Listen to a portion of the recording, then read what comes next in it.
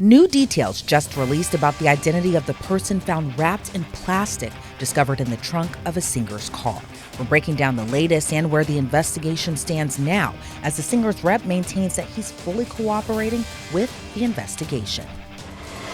Thanks for joining us on Law and Crime. I'm Elizabeth Millner. Investigators say the remains were of a 15-year-old girl who was reported missing last year. But even with this new lead at this time, police are keeping tight-lipped if they have a suspect or a person of interest. Earlier this month, employees at a tow yard in Hollywood noticed a strong odor coming from one of the cars.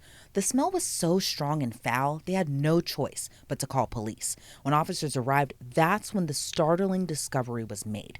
A body was wrapped in plastic and dumped in the vehicle's trunk. When investigators dug into who that car belonged to, they learned it was registered to the singer David, whose real name is David Anthony Burke. Officials say that the car was towed from the Hollywood Hills after someone reported it missing. Investigators believe that the body was put in the trunk about 5 days before it was towed to the impound lot. Now, initially, we didn't know much, including who was the victim. Did the victim have ties to the singer? Was the singer a person of interest or a suspect? We're still waiting to learn more, but now investigators reportedly identified who the victim is. We're learning this week that the Los Angeles County Department of Medical Examiner ID'd the victim as a 15-year-old girl named Celeste Rivas. According to LAPD, the victim was 5'2", had wavy hair, and a tattoo on her right index finger that says shh. She was found wearing a tube top, black leggings, an earring, and a yellow metal chain bracelet. According to a report by TMZ, though, the singer David also had that exact same tattoo on his right index finger. But that doesn't necessarily equal murder suspect. It might be an odd coincidence, especially with other celebs like Lindsay Lohan, Rihanna, and Lily Allen sporting the same tat. Here's what else we know about 15-year-old Celeste. Her mom told local reporters she had been missing for more than a year. Her mom said when she saw the news of the body found in David's Tesla, it was suspicious to her because her daughter's boyfriend's name was also David. Little is known at this time about the events leading up to Celeste going missing. According to a missing poster, she was last seen on April 5th of 2024 in Lake Elsinore, California. That was when she was 13 years old. She was last seen wearing gray pants, a black sweater, hat, and Hello Kitty sandals. Attorneys for the singer say that he continues to cooperate with the investigation. While authorities haven't publicly said that he is a suspect, that hasn't stopped some people from jumping to their own conclusions. Some eagle-eyed fans pointed to David's previous songs as some kind of clues or messages, like Romantic Homicide, for example. His lyrics include, "In the back of my mind, I killed you, and I didn't even regret it. I can't believe I said it, but it's true. I hate you." Now, that song was released in 2022, 2 years before Celeste went missing and 3 years before her body was discovered. But again, it didn't stop some people from speculating. Then, in another report from TMZ released Wednesday, the singer professed his love to someone named Celeste in an unreleased song. According to the report, those unreleased tracks included the lyrics, "Oh Celeste, the girl with my name tattooed on her chest. Smell her clothes like cigarettes. I hear her voice each time I take a breath. I'm obsessed." The other verse included the lyrics, "Oh Celeste, afraid you'll only love me when undressed, but you look so damn gorgeous in that dress. Missing you so much makes me depressed, but I digress because..." Now, according to the report, that song was leaked in December of 2023, just months before Celeste was officially reported missing. And it's important to note, no official confirmation Celeste in the leaked song is the same Celeste found in the car. Companies like Crocs and Hollister pulled their marketing campaigns after Celeste's body was discovered too. In a joint statement, the brands wrote, "We are aware of this developing story. With respect to the current situation, we have removed campaign content featuring David while the investigation continues." According to a previous report by TMZ, it was police who told David that there was a body inside his Tesla because he had no idea what was going on.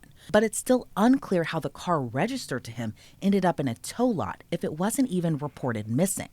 Again, the singer's rep says that he has been cooperating, but we learned today he's pausing his current world tour. According to TMZ, he was supposed to hit the stage in Seattle for a concert, but sources tell the outlet that concert was canceled and the rest of his tour is on pause. Following the latest in the investigation, ABC7 Eyewitness News reports a house close to where the Tesla was abandoned was searched. Dozens of investigators were reportedly seen taking a computer and other items from a home in Hollywood. Some homeowners told the news outlet they remembered seeing that Tesla for a while, either parked at the house where police conducted their search or at other spots on the same street. But as of this recording, he isn't named as a suspect, and no criminal charges have been filed against him. So the mystery and investigation continues. I'm joined now by retired FBI agent Colin Schmidt. Colin, thank you so much for joining me. What's your reaction to this latest development as the medical examiner says that the body found in the trunk was a 15-year-old girl?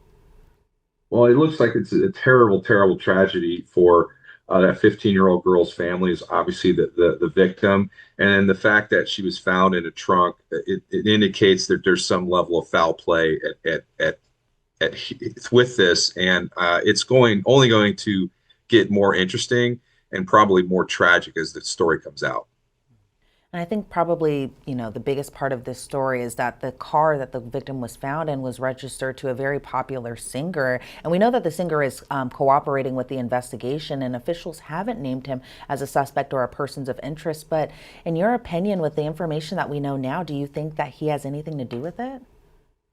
Well, the problem is for whoever did this, a Tesla is nothing more than a rolling supercomputer. So it's going to have all kinds of information in there when they get to and when the engineers get in and get all the data. So I'm confident they're going to know exactly what happened in a very short period of time. And then the fact that there's such a close connection between the decedent and this rapper, it's only going to get more interesting, like I said, as far as what really happened. And it's interesting, too, kind of the circumstances as we're learning more, because the victim's mom even told police that she got suspicious it was her daughter because her daughter also had a boyfriend named David. Do you think that that's just a terrible coincidence? And also, we're learning that they both had this tattoo on their index finger with the letters "sh" written on it, kind of similar to a lot of other celebrities, especially kind of in the millennial era, who also had that same tattoo. But do you think this is all just a terrible coincidence? Well, unfortunately, in violent crime, there's no such thing as a coincidence. It's a coincidence is actual circumstantial evidence. So all these data points are starting to point towards this rapper. We don't know what his role was, and if indeed he did have anything to do with it, but it does appear that there's some sort of culpability that this rapper is going to have with this girl's death. And where does the investigation or investigators really go from here? They know the identity of the victim. The cause of death right now is listed as deferred, but what happens next? Well, the most important piece of evidence is the body. The body tells the entire story. So, as I understand it from social media, that the medical examiner has not finished their investigation, and then the next step of that would be obviously the toxicology reports, which take a couple of days to a couple of weeks to get back, and then that's going to point the investigators in the direction of where to take their next steps, as well as the search of the interior of the compartment that she was found in and the passenger compartment, because if there was any blood or any signs of foul play or violence, then that obviously points into a direction that they need to go. And what's going to be more important to the investigation, finding out what happened inside that car, if anything happened inside that car, or the forensic evidence in the car, or is it going to be finding where the scene of the crime actually took place and kind of working backwards really from there?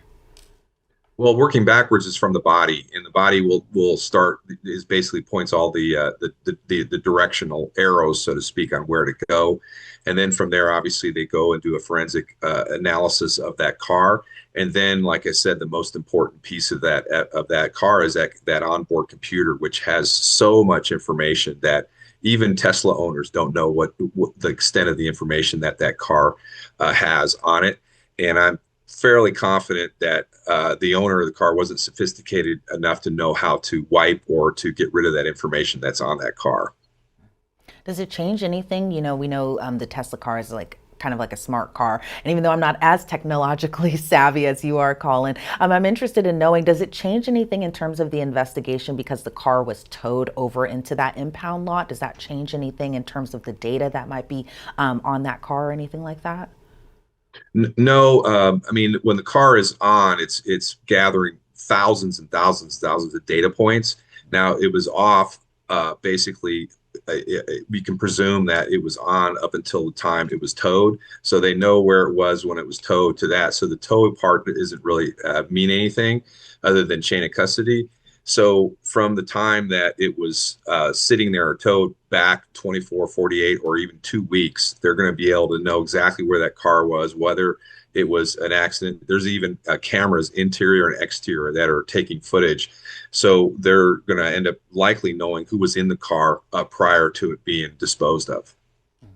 And say, because we know that this is also, again, a very big story because it kind of surrounds the singer David because the car was registered to him. But say investigators learn, he has been cooperating with the investigation. Again, he hasn't been named as a suspect or anything like that. But say investigators learn that he was out on tour, or he was at an event or something. He has an alibi for the time frame that they believe the murder took place. What happens next in terms of how they find possibly who might else be involved in this?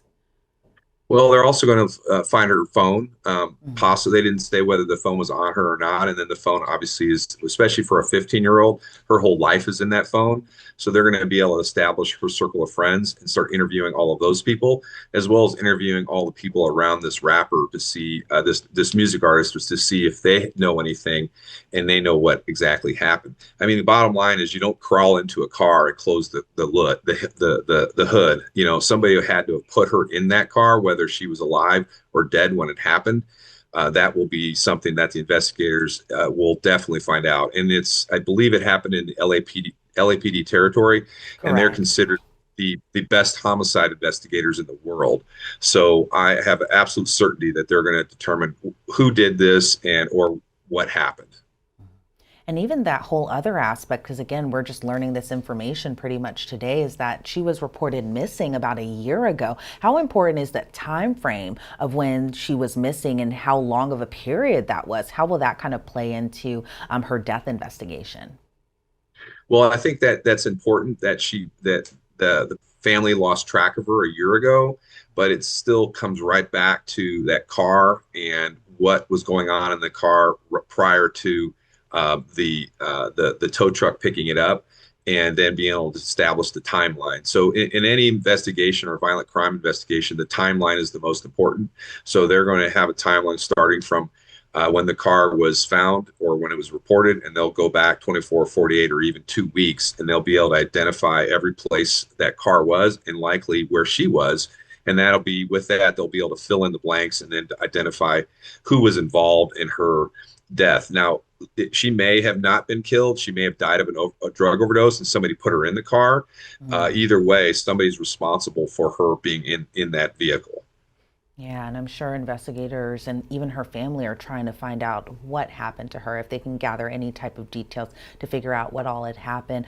Colin, I want to thank you so much for your time and your insight into this case. I did have one final question for you. In terms of investigating a case like this, where you have very little to go off of, how different is it to investigate a case like this now in 2025, where you have surveillance cameras, you have smart cars that gather all this technology and information, as opposed to maybe like 20 years ago, where we didn't have all this technology readily available like we do now?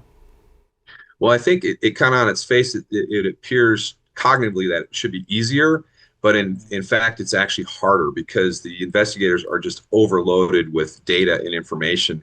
And at some point, AI will probably be taking a role in these kind of investigations to sift through the mountains of data that these investigators receive from their court orders to Tesla or to the iPhone or wherever, to kind of be able to filter out all the noise and be able to get to the point. 20 years ago, it was a matter of just going and interviewing people and getting their story. Now it's a whole different story with all these data points that investigators have to sift through. And so, with that being said, do you see that there might be a possibly end in sight in terms of the investigation anytime soon, or do you think that this might be a very long investigation? Well, based upon it was in a Tesla, I would speculate that it's not going to be long. If it was in like a Mustang from the 60s that has no onboard computing ability, it would be kind of a different story. But like I said, that Tesla has so much data in it and there's so many tools out there that will aid the investigators on getting through that data. I expect that they likely will quickly know exactly what happened to that girl. Yeah, I'm Sure, and I hope that they find out soon what happened to her, because it's just devastating overall, just how horrible this case truly is. Again, Colin Schmidt, thank you so much for your time and insight into this case. I really appreciate it. Thank you. Investigators are still working to find Celeste's cause of death, but LAPD says they are investigating the case as a homicide. Again, David is not being publicly named as a suspect at the time of this reporting. Thanks so much for joining us here on Law and Crime. I'm Elizabeth Millner.